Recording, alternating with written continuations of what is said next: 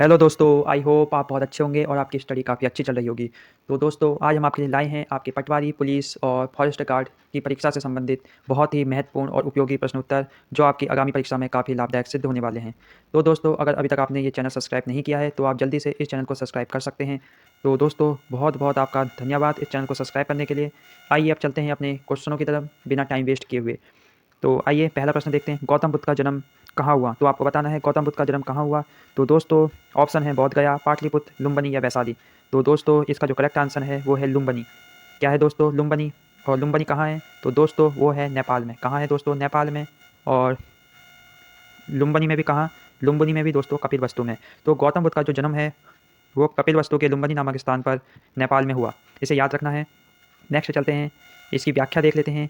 गौतम बुद्ध का जन्म कपिलवस्तु के लुम्बिनी नामक वन में शाक्य क्षत्रिय कुल में 563 ईस्वी पूर्व में हुआ था। लुम्बिनी संप्रति नेपाल में स्थित है। तो नेक्स्ट है, बुद्ध का क्या तात्पर्य है? जो बुद्ध शब्द है उसका क्या तात्पर्य आपको यहाँ बताना है। तो ऑप्शन है, एक विजेता, एक परिमोचक, एक ज्ञान संपन्न व्यक्ति, एक भ्रमणकारी या उपरोक्त में से कोई नहीं। तो दोस्तों देखिए कितने क्लोज ऑप्शन दे रखे हैं। तो इसका जो राइट है वो है एक ज्ञान संपन्न व्यक्ति। क्या है दोस्तों? एक ज्ञान संपन्न व्यक्ति। तो इसकी व्याख्या देख लेते हैं। बुद्ध शब्द का अर्थ होता है चारित या ज्ञान संपन्न। गौतम बुद्ध को ज्ञान प्राप्त होने पर बुद्ध कहा गया। और बुद्ध को ज्ञान प्राप्त कहाँ हुआ? तो दोस्तों वो हुआ है बोध गया, बिहार। तो गौतम बुद्ध को ज्ञान प्राप्त कहाँ हुआ? दोस्तों वो हुआ है बोध गया, बिहार। इसे याद रखना है। नेक्स्ट है, गौतम बुद्ध की मृत्यु कहाँ हुई? तो आपको बताना है गौतम बुद्ध की मृत्यु कहाँ हुई है। आपके पास ऑप्शन है लुम्बिनी, श्रावस्ती, कुशीनगर या बोध गया।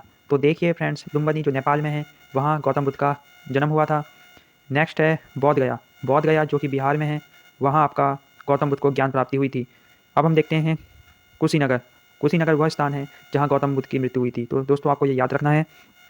नेक्स्ट है, गौतम बुद्ध के संबंध में सभी सही हैं सिवाय एक के। तो देखिए दोस्तों, यहाँ पे 3 प्रश्न क्लियर होने वाले हैं। उनका जन्म लुम्बिनी में हुआ था, करेक्ट हुआ था। उनकी मृत्यु कुशीनगर में हुई थी, करेक्ट हुई थी।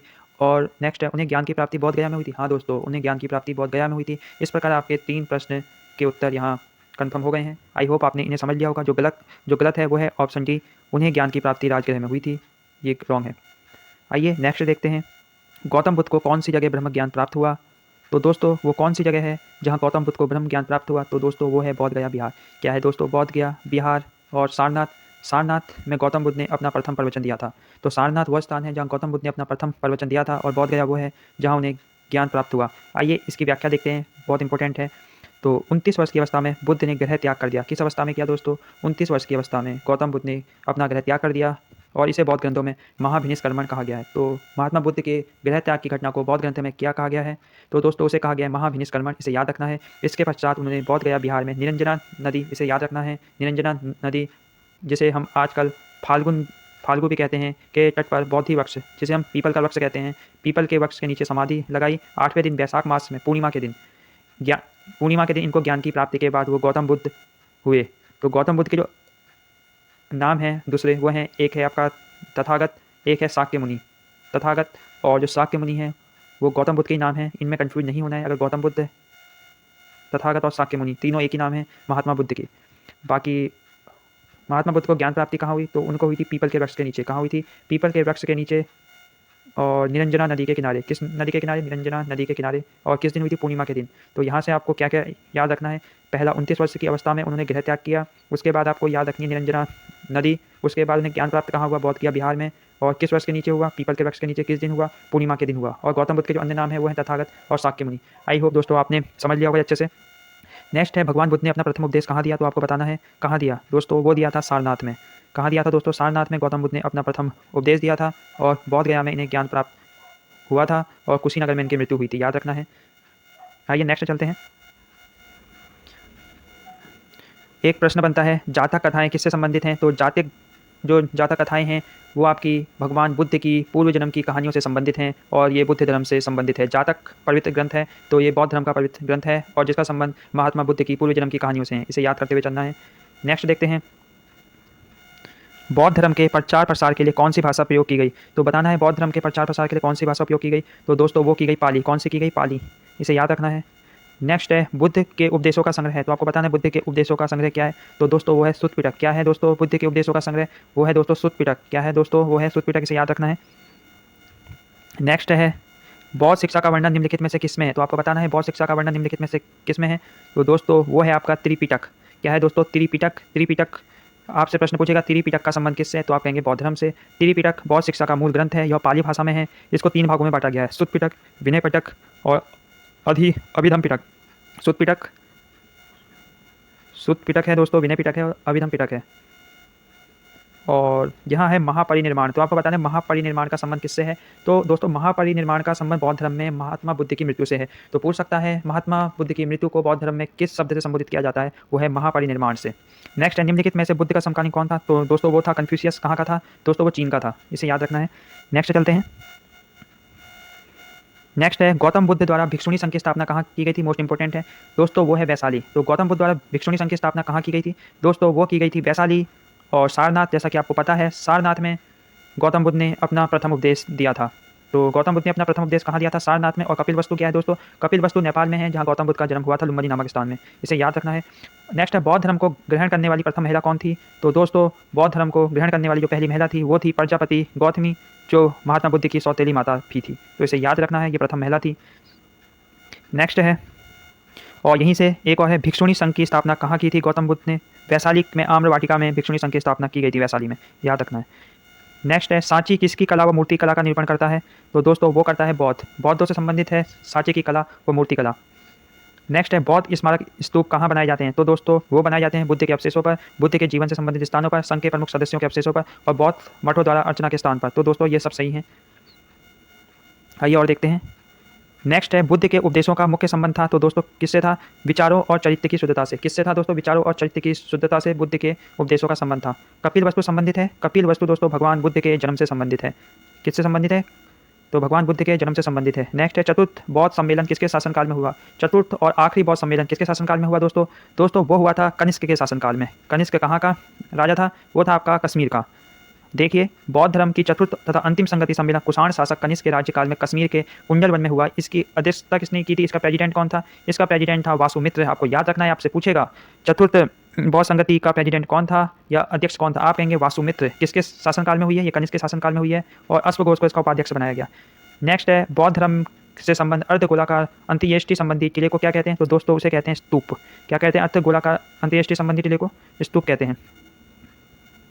आइए नेक्स्ट चलते हैं।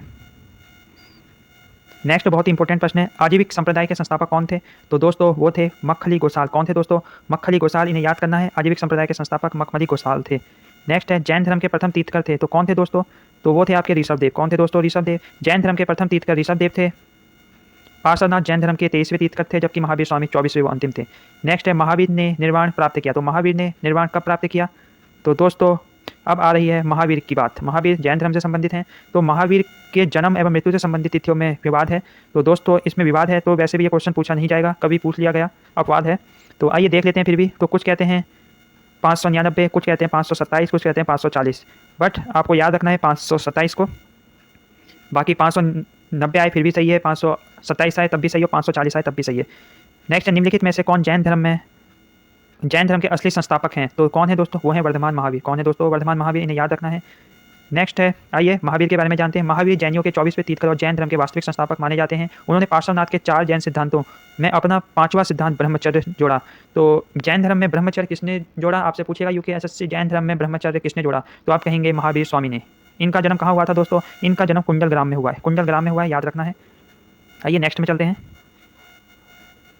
महावीर का जन्म कहाँ हुआ दोस्तों, कुंडल ग्राम वैशाली में हुआ, तो इसे याद रखना है।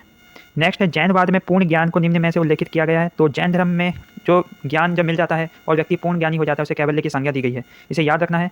तो आइए इसे देख लेते हैं, मोस्ट इंपॉर्टेंट है क्योंकि यहाँ से क्वेश्चन बनते हैं। जैनवाद में पूर्ण ज्ञान का कैवल्य की संज्ञा दी गई है। महावीर के विषय में कहा गया है कि 12 वर्षों की कठोर तपस्या व साधना के पश्चात जाम्भिक ग्राम के निकट ऋजुपालिका नदी, तो जो आपके महावीर स्वामी हैं उन्हें ऋजुपालिका नदी के समीप ज्ञान प्राप्त हुआ, जबकि जो बौद्ध हैं गौतम बुद्ध उनको निरंजना नदी के किनारे ज्ञान प्राप्त हुआ। तो इसमें कन्फ्यूज आपको नहीं होना है।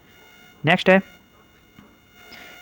और जो महावीर स्वामी उन्हें साल के वृक्ष के नीचे ज्ञान प्राप्त हुआ, और जो आपके गौतम बुद्ध हैं उन्हें पीपल के वृक्ष के नीचे ज्ञान प्राप्त हुआ। तो दोनों में कन्फ्यूज नहीं होना है। तो आइए देखते हैं क्या है। 12 वर्षों की कठोर तपस्या साधना के पश्चात जाम्भिक ग्राम के समीप ऋजुपालिका नदी के तट पर एक साल के वृक्ष के नीचे कठोर तप के उपरांत उन्हें कैवल्य प्राप्त हुआ। कैवल्य ज्ञान के पश्चात वे कैवलिन, जिन, अहर्त और निर्गंत कहलाए। तो सब इन्हीं से संबंधित हैं। अगर कैवलिन पूछ ले, जिन पूछ ले, अहर्त पूछ ले या निर्गंत पूछ ले। नेक्स्ट है, बुद्धवाद और जैनवाद आंदोलन आवश्यक रूप से निम्नलिखित के विरुद्ध हैं। तो किसके विरुद्ध हैं दोस्तों, वो हैं ब्राह्मणों के रिवाजों तथा औपचारिकताओं के। ब्राह्मणों के रिवाजों और औपचारिकताओं के। इसे याद रखना है। नेक्स्ट देखते हैं दोस्तों, नेक्स्ट और जो लास्ट है, तो दोस्तों